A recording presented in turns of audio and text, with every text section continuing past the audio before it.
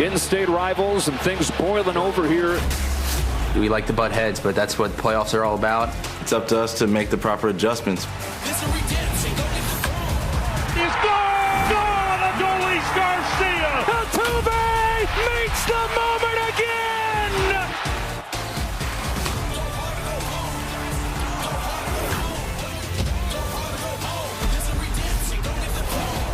This team just refuses to roll over. Man, not that this series needed any more sizzle, but it sure got it in Game 5 after the big 3-run homer by Adolis Garcia, then getting hit by a pitch. We couldn't think of two guys that better epitomize the attitude in each clubhouse than Garcia and that guy. A longtime postseason star, Jose Altuve, trying to get the Astros to a World Series for the 5th time in the last 7 years. Yeah, it's a dynasty here. All right, it's that time of the night. We need to put your money where your mouth is. Predictions, Derek. I'm going Texas 6-3 today because I want to see a Game 7 as a fan. And if you cannot win Game 6 with your best and hottest pitcher on the mound, then you really don't deserve to be going to the World Series. Not so fast. My man Chris over in the back, one of the Fox employees, one of my homies, he got some feeling for Texas. But I didn't stutter, man. I tell you what, I went Houston in 6. So Houston 5-3 today. Okay. I like the Rangers, Matt, and I like them 6-4. I like Simeon and Corey Seager checking back in, and a solid performance from Nathan Eovaldi. David was going to play it like a politician and say a Texas team. I love you, Chris. Joe and John, take it away. All right, boys, and after a Game 5 for the ages, the series shifts back to Houston, Texas for Game 6. It is the Texas Rangers and the Houston Astros as we welcome you to the 2023 American League Championship Series on FS1 presented by Loan Depot. These fans hoping to see their team punch another ticket to the World Series, and we welcome you inside. Hope you're having a great weekend. That's the Hall of Famer John Smoltz. I'm Joe Davis. All right, so the Rangers would not still be playing if they didn't know how to respond to getting punched in the gut.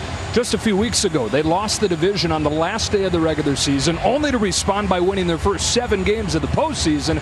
John, if they're going to respond to another huge punch in the gut, where does it start? Well, it starts with the opportunities that they have not cashed in. They had opportunities in that epic Game 5, and they did not cash in. We're talking first and third, 1 out, top of the order, don't get a run.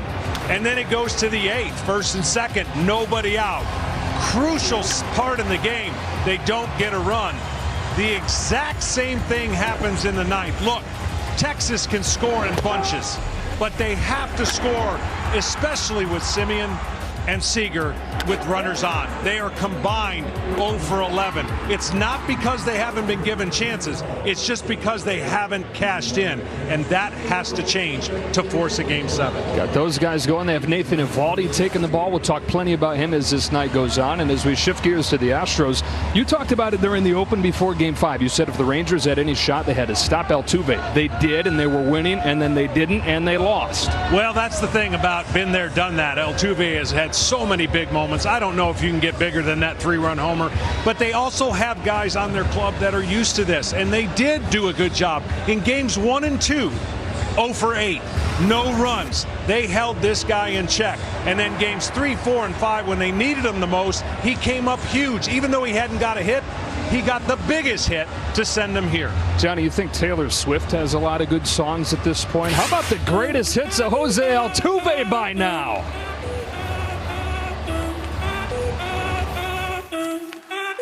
This is a guy that doesn't miss fastballs. Altuve has just sent the Astros to the World Series. Altuve, Astros lead in the ninth.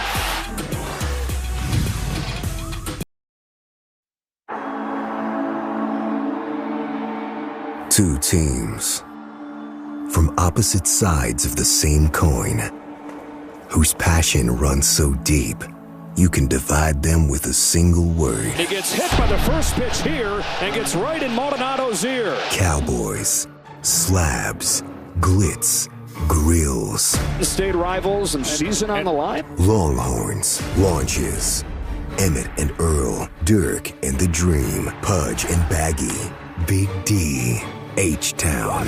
It's that time again. Better grab your balloons and invite your friends. Seager, Young, Garcia. Wow, what a home run. Alvarez, Bregman, Altuve. Makes the moment again. Bochy, Dusty. Rangers, Astros. The benches are clearing. You can understand why he's so hot. Pick a side. It's Game 6. With the tension building and the bad blood boiling and all, with a trip to the World Series at stake, all set for Game 6 between the Rangers and the Astros. So many stories came out of that Game 5. For the latest on the Brian Abreu situation, we go down to Ken Rosenthal.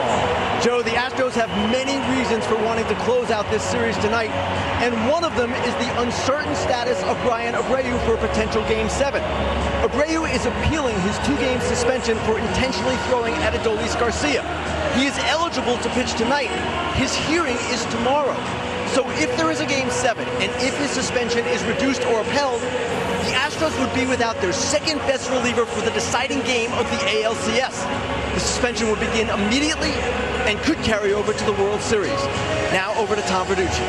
Well, thanks, Ken. The pitching matchup tonight looks like it favors Texas. Nathan Eovaldi, big game Nate. He's 3-0 this postseason against Framber Valdez. He's a shaky 0-2. But there might be a new angle to that narrative. Astros coaches worked with Valdez through a bullpen session and 3 flat ground sessions to lower his angle. What they want to see on his sinker is 94-95 movement down rather than 96-97 flat in the zone. Now in the first half, Valdez was an all-star with a 2.5 ERA. As pitching coach Josh Miller told me, tonight we need first half Framber to show up. Joe.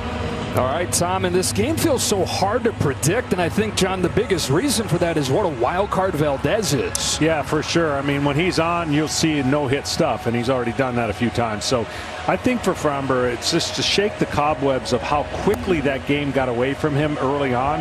They didn't hit him hard. He made an error, and the aggressive style hitting of the Rangers paid off. Here's the splits of what he's going to be able to throw and then what he did in Game 2. I think look for his curveball and changeup to be more effective early on if he's going to stay with the Rangers being aggressive.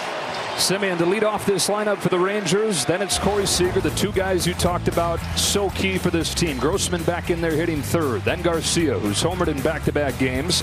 Garber bats 5th. Jonah Heim does the catching. And it's Lowe, Young, and Taveras to round things out. I mean, think about this. Marcus Semien had an unbelievable year, and he was 2 for 2 on 2 pitches against Framber. 1 hit the rest of the series. Yeah. That to show you where the Rangers need this young man.